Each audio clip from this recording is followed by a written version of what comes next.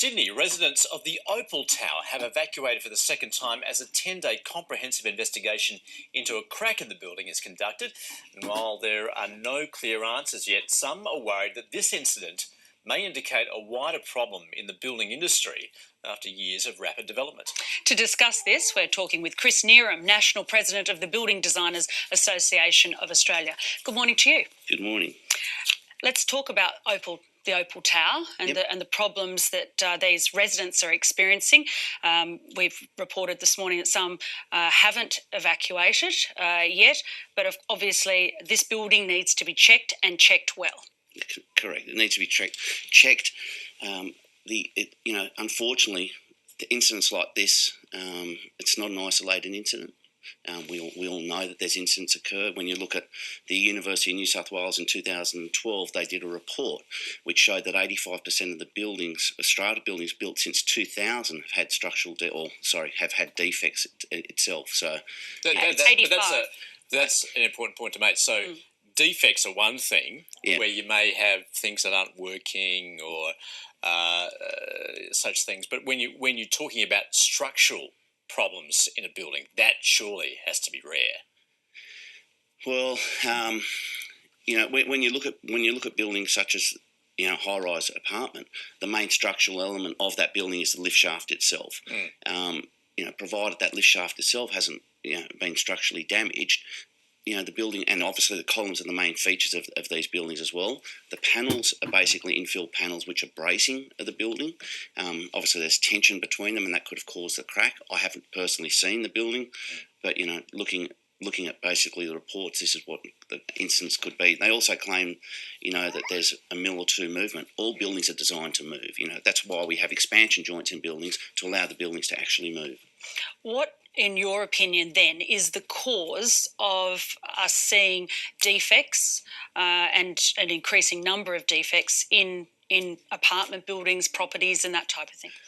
Well, look, since 2007 to 2012, the construction industry annually brought in around $78 billion, to the industry. From 2012 to 2017, we had a massive shift into over $101 billion. So therefore, I don't believe that our actual industry could cope with such an extreme increase. Therefore, we don't have the amount of qualified people to be able to undertake these roles. Yeah, specifically what you're talking about is those people who supervise construction and sign off on construction certificates and building certificates. In some states, they may be called private certifiers. This essentially is where the council says, well, you get someone privately to do the job. Correct. And, when you look at this, it's a bit ironic that, developers are actually able to get their own private certifiers or certifiers to certify their buildings.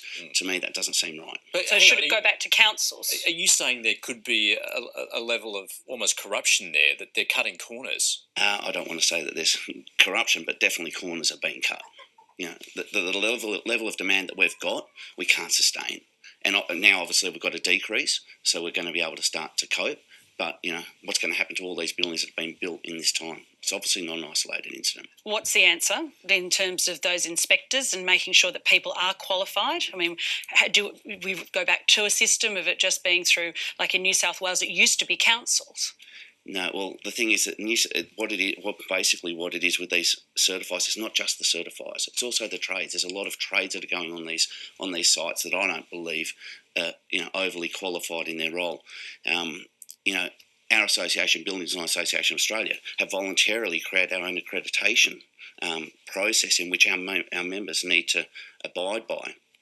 Now, the New South Wales government has failed to recognise this, and this is one of the recommendations that was put in the Lambert report. Do you know what the Lambert report is? I've seen it mentioned here that it was done in 2014 and done by the New South Wales government in looking at improving the industry. Yes, so they engaged former Secretary Treasury Michael Lambert, who prepared a list of recommendations, and also he put points to make people accountable for the work that they carry out.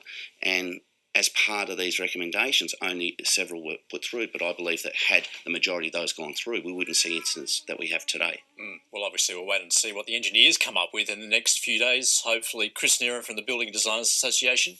Well, thanks very just much. One more quick thing. I'd like to say that, industry bodies such as ourselves, who represent thousands of people throughout Australia, we'd welcome the opportunity to sit with the New South Wales government to address these issues and concerns. Chris Knierim, thanks very much. Thanks Thank very you. much.